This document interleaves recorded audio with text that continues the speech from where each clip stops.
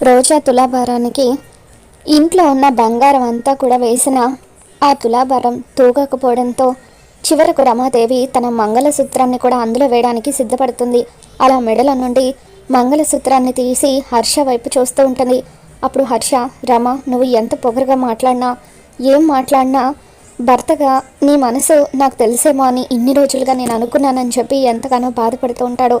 అప్పుడు హర్ష వాళ్ళ అమ్మ రమాదేవితో, అమ్మ రమ, తాళంటే 3 ముళ్ళు వేసే పసుపు తాడు కాదమ్మా, కలకాలం కలిసి బతకాలనుకునే ఇద్దరి మధ్య ముడిపడే బంధం.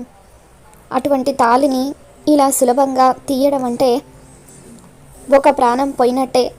ఆడది అమితంగా ఇష్టపడే అలంకారానికి దూరమైనట్టే.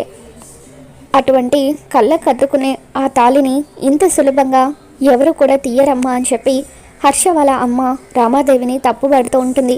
ఇక అలా ఎవరు ఎంత చెప్పినా సరే రామాదేవి ఎవరి మాటలు వినిపించుకోకుండా తన తాళిని సైతం తులాభారంలో వేస్తూ ఉంటుంది. ఇక రామాదేవి చేసిన పనికి చామంతి, అక్కడే ఉన్న చంద్రిక వీళ్ళందరూ కూడా షాక్ అవుతూ ఉంటారు. మరి రమాదేవి తన తాళిని వేసిన తర్వాత తులాభారం పూర్తవుతుందా, లేదంటే చామంతి ఏమైనా చేయబోతుందా, ఏం జరగబోతుందో మళ్ళీ మన ఛానల్లో తెలుసుకుందాం. ఈ వీడియో మీకు నచ్చినట్లయితే తప్పకుండా లైక్ చేయండి.